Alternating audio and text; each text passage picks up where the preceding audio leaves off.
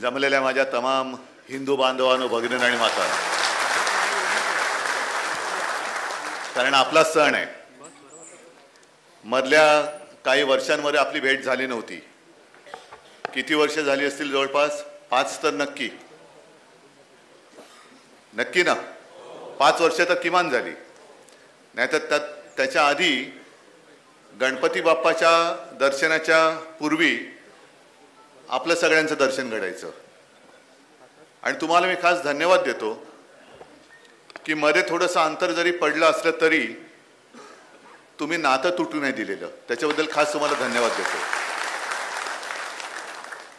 आणि आज खास करून तुम्हाला एवढ्यासाठी बोलवलं आहे का विश्वासाने आणि हक्काने बोलवलेलं आहे. कारण यापूर्वी ज्या वेळेला मी तुम्हाला बोलवलं आणि काही गोष्टी ज्या सांगितल्या त्या तुम्ही जशाच्या तशा अंमलात आणल्या. मग आपली मी मुंबईकर ही संकल्पना असेल, मलेरिया, डेंग्यू त्याच्या साथीच्या बाबतीत कसं सावध राहायचं. मला आठवतंय की आपली एक अशीच कुठेतरी बैठक होती. मलेरिया डेंग्यू तेव्हा जोरात होता.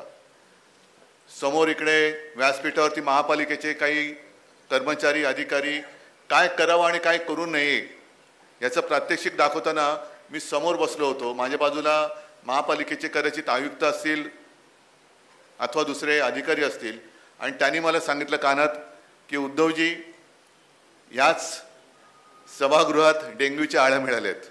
म्हटलं आता भो, मला आता करायचं काय. मग बघायला लागलो कोण कोण खाजवतंय. तसं कोणी खाजवलं नाही, कोणाला तसं काही झालं नाही. एक आपण जबाबदारी म्हणून गणपती उत्सव पार पाडतोय, साजरा करतोय. कारण आजच्या मुंबईला कोणी तसं वालीच राहिलेलं नाही. मायबापच नाहीये, सोडून दिलेलं आहे सगळं. जवळपास 2-1 वर्ष महापालिका बरखास्त करून ठेवले. त्याच्यामुळे नेमकं जायचं कोणाकडे आणि कोणी लोकप्रतिनिधीच नाहीये. नाहीतर यापूर्वी असं कधीच झालेलं नव्हतं. वॉर्डाचे प्रश्न तिथल्या तिथे आपले नगरसेवक होते. त्या नगरसेवकांच्या माध्यमातून आपण महापालिका प्रशासनाकडे जायचो, वॉर्ड ऑफिसमध्ये जायचो आणि प्रश्न सुटत होते.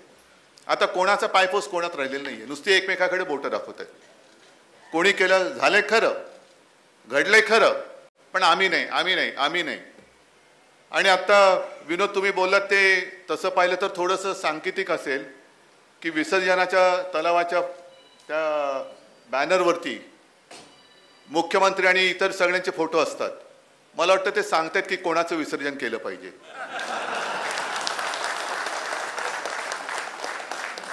गणपती बाप्पाचं नाही, कारण गणपती बाप्पा आपल्या हृदयात नेहमी असतात.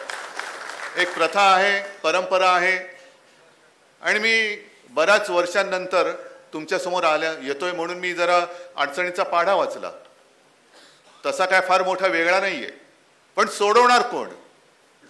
कारण करोना काळामध्ये तुम्हाला त्याहीसाठी मी धन्यवाद देतोय, कारण मीच होतो. करोनाचं संकट एवढं मोठं होतं की सगळे सण उत्सव यांना आपण बंदी केली होती. सगळ्या धर्मांची प्रार्थनास्थळं ही बंद होती. मग काही जणांच्या नको तेव्हा देव अंगात घुमतो. समोर संकट काय नाही, पण ते घुमतायत आपले. गणपती उत्सव पाहिजे. अरे बाबा, गणपती उत्सव हा विघ्नहर्ता आहे, बुद्धिदाता आहे.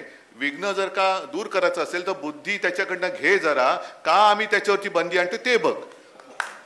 जरा बुद्धी तर घे. बुद्धिदाता पण आहे, मंगलमूर्ती आहे. आणि आज मी तुम्हाला सांगतोय की जर काही वेडीवाकडी बंधनं आपल्या या उत्सवात कोण आणत असेल तर जुगारून द्या आणि दणक्यात उत्सव साजरा करा.